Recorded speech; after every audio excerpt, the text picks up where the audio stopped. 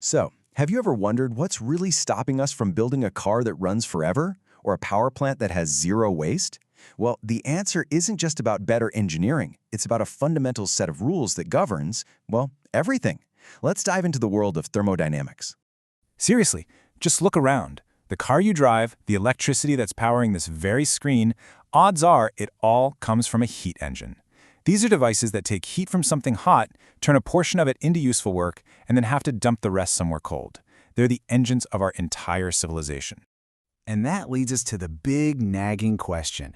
Why is there always leftover, wasted heat? Why can't we just use all of it? What's stopping us from building a perfect, 100% efficient machine? Well, to figure that out, we've got to learn the language the universe speaks. To really get a grip on these rules, we need to get our definitions straight.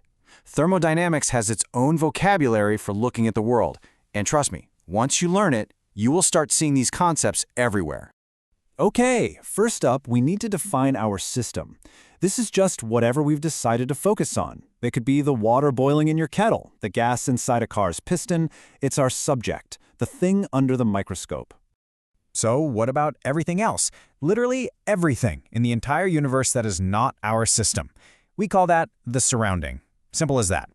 And the line between them? That's the boundary. It can be a real physical surface or just an imaginary line we draw. But this is the most important part. It's the border where all the action, all the interaction happens. And this image puts it all together beautifully. You see the system right there in the middle, the surrounding all around it, and that critical dotted line is the boundary.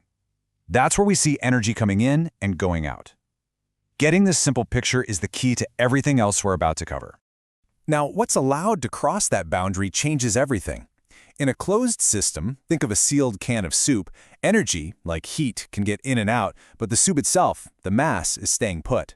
Then you have an isolated system. That's like a perfect thermos. Nothing gets in or out, no energy, no mass. It's totally cut off. So when energy does cross the boundary, what does that look like? In the world of thermodynamics, we're really focused on two main forms of energy on the move: heat and work. Now, this is a really crucial point. A system doesn't contain heat or work. It's like this. A person doesn't have a push. They do a push. Heat and work are actions. They are energy transfers that happen during a process. So think of them as verbs, not nouns. And this idea creates a huge difference in what we measure. Properties, like temperature or pressure, just describe a system's state at one moment in time. It doesn't matter how it got to be that temperature. But heat and work, they're called path functions because the amount of them depends entirely on the journey. It's like this. Your destination is your final state, but the amount of gas you used, the work, totally depends on whether you took the short highway or the long winding country road. Okay, now that we have the lingo down, we can finally tackle the big rule, the one that answers our original question. It's called the second law of thermodynamics, and it dictates the direction of, well, pretty much everything. You've probably heard of the first law. Energy is conserved. It can't be created or destroyed. The saying goes, you can't win. Well, the second law is even tougher. It says you can't even break even. This is the law that says a hot coffee will always cool down in a cold room and never, ever the other way around. It puts a one-way street sign on every process in the universe. And here it is in all its official glory, the Kelvin-Planck statement. So what does all that mean? Let's break it down. It's saying you can't build an engine that just sucks up heat from one place and turns all of it into work, period. The universe declares there are no free lunches.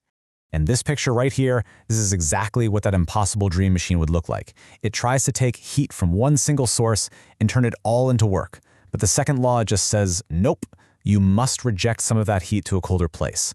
And that simple fact right there is the answer to our question. That is why no engine can ever be 100% efficient. So, if a perfect machine is off the table, what do? Well, this is where it gets clever. Engineers have spent centuries designing amazing devices that work within these strict laws to harness energy as best they can. A lot of our modern engines and power plants are built using things called steady flow devices. These are the real workhorses of thermodynamics. You have some kind of fluid, like steam or air, constantly flowing through, and the device is designed to transform its energy as it passes. A perfect example is a nozzle. Its shape looks so simple, but it's pure genius. By getting narrower, it forces the fluid to accelerate like crazy. It basically converts the fluid's internal energy into raw kinetic energy, in other words, pure speed. And that's the core principle that pushes a jet engine forward. And engineers have a whole toolkit of these things. Turbines are built to extract work from a fluid to produce power. Compressors do the exact opposite. They use power to squeeze a fluid and raise its pressure. Nozzles make things go fast. Valves can slow them down. Each one is a specialized tool for manipulating energy. Okay, we've made it to the last, and maybe the most profound idea of them all. To really, truly understand efficiency, we have to stop just thinking about the amount of energy and start thinking about its quality. And that brings us to this incredibly important concept, exergy. You can think of exergy as the ultimate currency of energy. It's not just about how much energy there is, but how much of it is actually available to do something useful. For instance, a tiny bit of super hot steam has way more exergy, way higher quality, than an entire ocean of lukewarm water. So here's the big takeaway. All energy has these two sides. There's the available energy, the good stuff, the exergy that we can actually turn into work. Then there's the unavailable energy, the junk portion that the second law says we have to throw away.